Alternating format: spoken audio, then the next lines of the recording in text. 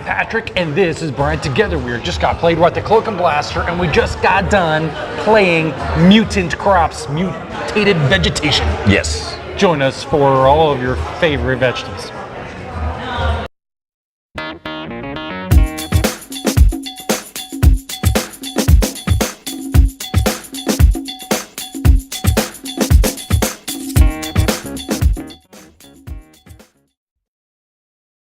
Brian Fiore. Yes. You carrot head. Tell me what. Carrot top. Tell me a little bit about your Mutant Crops. Sure. Mutant Crops is a 2 to 4 player game. It's basically set, and it's a worker placement mechanic style game.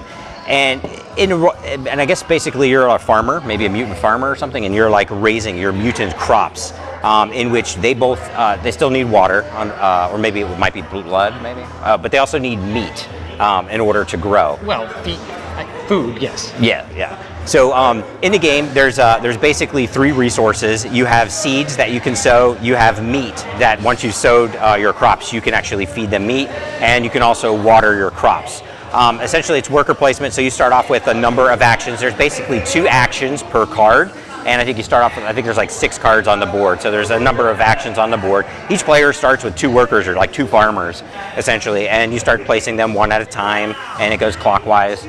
And you're either gathering your resources in the beginning, or you might be sowing a card or buying some of the crops from the marketplace, which is where all of the crops come from. You can sow it, which is basically put it into play, and you got to spend your seeds to do that. And then you begin feeding or watering your crops. And it's basically you're trying to grow all of your mutant vegetables as quickly as possible. It's played over a number of turns. When they all run out, essentially the win condition is whoever has the highest number of points, which is cash for your crops at the end of the game. Now, each of the cards themselves have the total number of water points, or that they have to that has to be spent on them, and the meat cost.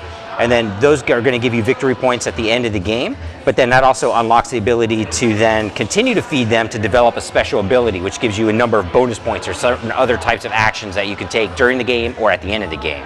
But with that, Patrick, what would you say is your favorite thing about Mutant Crops? In the beginning of the game, you have a set amount of actions that you can do per turn.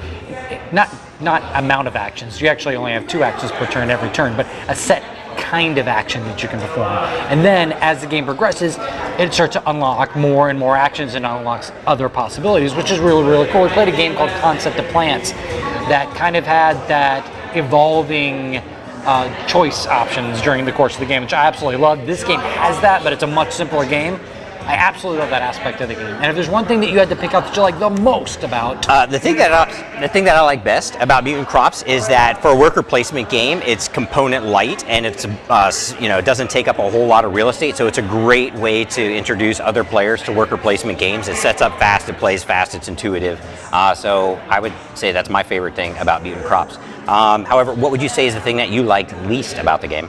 If I have to pick out one thing I like the least, it's probably going to be theme, and it's not a bad theme, but I've seen the theme before in Fruit Fighters, and it seems like some of those other farming games that we've been encountering lately, it just seems to be a lot of He doesn't like vegetables. I do not. I'm not a fan of He was a big fan of the donuts, though. I do like to kill some donuts. Anyway, if I had to pick one thing, it's going to be this cucumber.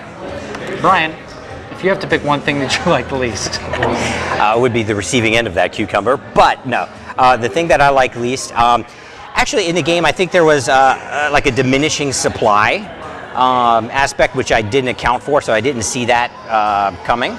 And so that was the thing that I liked least, and that's because you actually use the supply markers to also mark what abilities you've checked off. So like, or not the abilities, but the abilities. If you've paid their costs. You'll mark that, but also once you've like watered the plant and you fed the plant, that's going to be one of each of the tokens eventually that are going to soak up from the supply there, and then you're also going to have a third one. So essentially, for every plant that's sowed, you're going to have 3 resource token, or sowed and maxed out, or completely fueled, fed, and abilitized, or whatever. You're going to be losing 3 resources from the supply. So maybe I should have said spoiler on that, but that's a good strategy. Yeah, well, you need that to add some depth of strategy maybe later on. Yeah. But anyways, Mutant Crops is coming to Kickstarter very, very soon, so make sure you jump over there and reap a couple copies. I'm Patrick, this is Brian. Together, we're just got played. We're at the Cloak and Blaster, just got done playing Mutant Crops. Thank you very much for watching. Yeah. So Patrick, did you know what where the origin of the F word actually comes from? Isn't that a farming term? Wasn't it fornication under consent of the king, Brian? I'm not familiar with that, but So what do you think it is? well, the F word? Yeah. But it's basically to take your finger and to put it into the soil so that you can then sow a seed. The more you know, allows you to grow.